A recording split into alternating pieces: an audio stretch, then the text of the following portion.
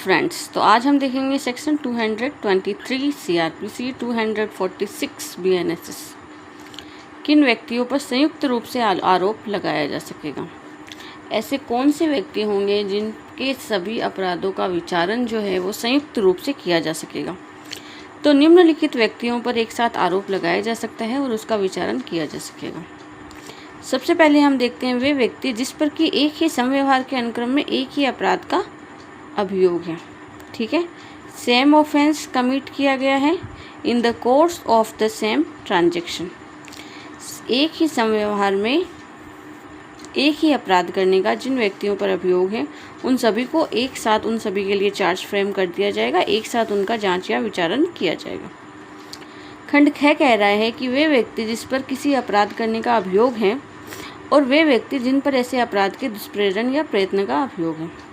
तो जिस व्यक्ति ने ऐसा अपराध किया या जिस किसी व्यक्ति ने उसका दुष्प्रेरण किया या ऐसे अपराध का प्रयत्न किया, उन तीनों को एक साथ लेकर के उनका विचारण किया जा सकेगा। ठीक है। खंड ग कह रहा है कि वे व्यक्ति जिस पर 12 मास की अवधि के भीतर संयुक्त रूप से किए गए धारा 242 के अंतर्गत एक ही किस्म के एक से अधिक अपराधों का अभियोग है। ऐसे व्यक्ति हैं जिन्होंने 12 मंथ की जो टाइम ड्यूरेशन बता रखी है उसी में उन्होंने संयुक्त रूप से एक ही किस्म के एक से अधिक अपराध किए हैं और ऐसे अपराधों की संख्या 5 से अधिक नहीं होनी चाहिए। शायद हम पढ़ के आए थे 242 में। तो इन सभी अपराधों का विचारण एक साथ किया जा सकता है।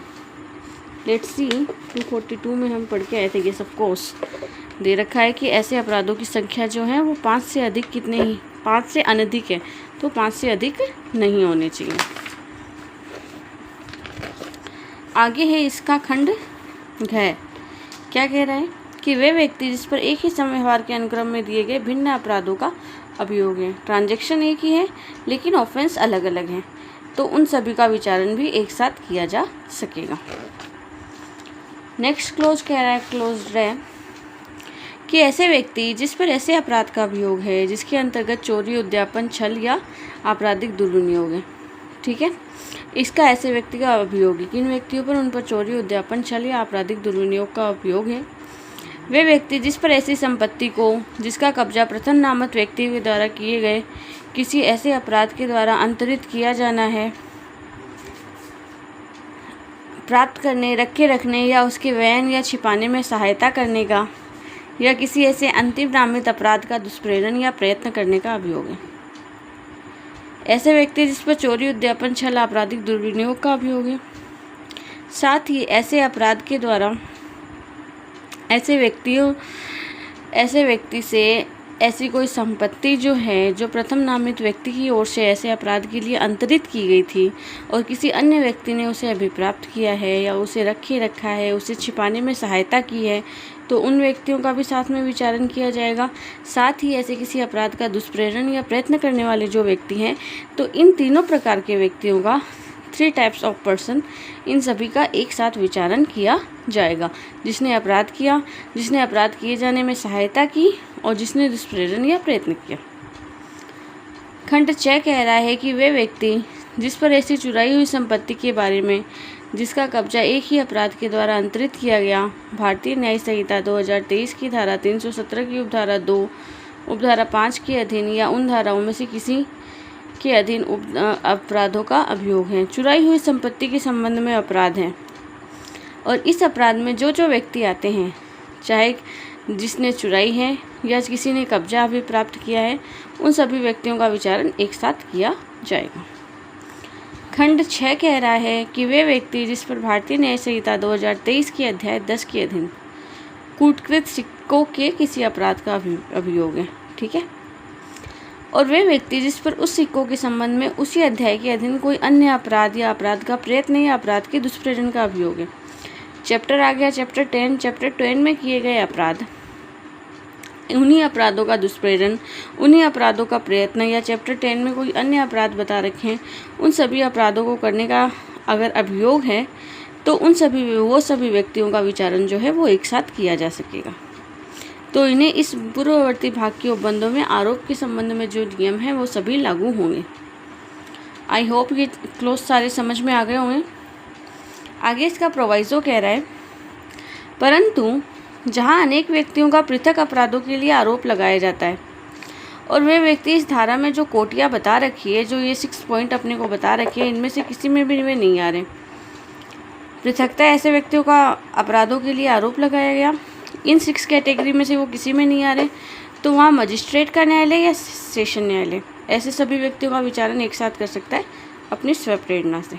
ठीक है, अब कब कर सकता है? यदि ऐसे व्यक्ति लिखित आवेदन के द्वारा ऐसा चाहते हैं तो ये कर सकता है, या यदि सेशन न्यायालय को लगे कि ऐसे व्यक्तियों का विचारण एक साथ करने पर व्यक्तियों पर प्रतिकूल प्रभाव नहीं पड़ेगा, तो सेशन न्यायालय या मजिस्ट्रेट न्यायालय ऐसे सभी व्यक्तियों का विचारण एक साथ कर सकते हैं, भले ही उनके द्वारा किए गए अपराधों की जो कैटेगरी है ऊपर 1 to 6 में जो बता रखी है उसके अंतर्गत नहीं आती हो।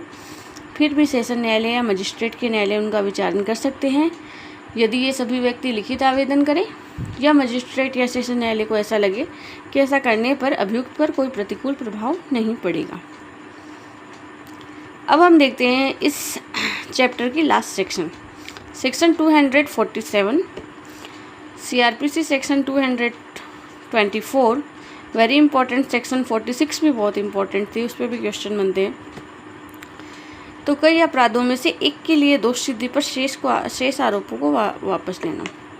आरोप बहुत से लगाए गए, उनमें से किसी एक पर दोष सिद्ध कर दिया गया, तो शेष जो आरोप हैं उनको वापस लिया जा सकता है। तो जब एक ही व्यक्ति के विरुद्ध ऐसा आरोप विरचित किया जाता है जिसमें एक से अधिक शीर्ष हैं, ठीक है, आरोप का कोई भी शीर्ष जो हम आरोप की परिभाषा में पढ़ के आए हैं, तो एक से अधिक आरोप लगाए गए हैं, जब उनमें से एक या अधिक के लिए उसे दोष सिद्ध कर दिया जाता है, 1 के लिए, 2 के लिए, 4 के लिए उसे दोष सिद्ध कर दिया गया, तब परिवादी जिसने परिवाद दायर किया या अभियोजन का संचालन करने वाला कोई लोक अभियोजक न्यायालय की सम्मति से शेष आरोपों को वापस ले सकता है। कौन ले सकता है? या तो परिवादी ले सकता है या लोक अभियोजक, अभियोजन का संचालन करने वाला अधिकारी न्यायालय की अनुमति से शेष जो आरोप है जिस पर कि दोष सिद्धि या दोष मुक्ति का कोई भी निर्णय नहीं दिया गया है, ऐसे आरोपों को वापस ले सकता है। यह न्यायालय आरोप और आरोपों की जांच करके कि जांच या विचारण में स्वप्रेरणा से उसे रोक सकता है कि भाई ठीक है, इन आरोपों पर कोई डिसीजन नहीं देना है। और ऐसे आरोपों को वापस लेने का प्रभाव क्या होगा? इम्पोर्टेंट क्वेश्चन बनता है माइनर क्वेश्चंस में, ऑब्जेक्टिव टाइप में, कि जब किसी व्यक्ति के परिवादी ने या अभियोजन अधिकारी ने कोई आरोप को वापस ले लिया है तो उस आरोप का प्रभाव क्या होगा?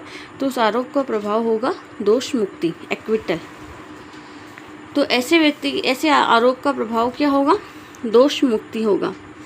किंतु यदि ऐसी कोई जो दोष सिद्धि ऊपर बता रखी है, जो दी गई है दोष सिद्धि, वो अपास्त कर दी गई है, ठीक है, कुछ आरोपों के लिए जो दोष सिद्धि दी गई है, अभी हम यहाँ पढ़ कर आए हैं, ये जो दोष सिद्धि दे रखी है, ये अगर अपास्त कर दी जाती है न्यायालय के द्वारा, तो उक्त न्यायालय, कौन सा न्यायालय? जिसने दोष सिद्धि को अपास्त किया है, दोष सिद्धि को अपास्त करने वाले न्यायालय के आदेश के अधीन रहते हुए ऐसे जो आरोप वापस किए गए हैं ना, उन सभी आरोपों की जांच या विचारण में आगे कार्यवाही कर सकता है। तो ये सेक्शन क्या कहती है? ये सेक्शन कहती है कि किसी आरोप पर अभियुक्त को दोष सिद्ध कर दिया गया, उसके पश्चात शेष बचे हुए जो आरोप है उसे परिवादी, अभियोजन अधिकारी या न्यायालय स्वप्रेरणा से उन्हें रोक सकता है। अभियोजन अधिकारी और परिवादी वापस ले सकता है। और ऐसे वापस लेने का प्रभाव क्या होगा? अभियुक्त दोष मुक्त हो जाएगा उन सभी आरोपों से, क्योंकि इसे तो वापस ले लिया गया है। परंतु इसी में आगे चलते हैं कि ऐसी कोई दोष सिद्धि के आदेश को किसी न्यायालय ने अपास्त कर दिया, तो वो जो पहले वापस लिए गए जितने भी आरोप थे ना, वो वापस पुनर्जीवित हो जाएंगे और उन आरोपों के आधार पर जांच विचारण की कार्यवाहियाँ आगे चलेगी। तो ये थी अपनी सेक्शन 247। इससे ये चैप्टर कंप्लीट हुआ। आरोप का वेरी इंपॉर्टेंट चैप्टर था।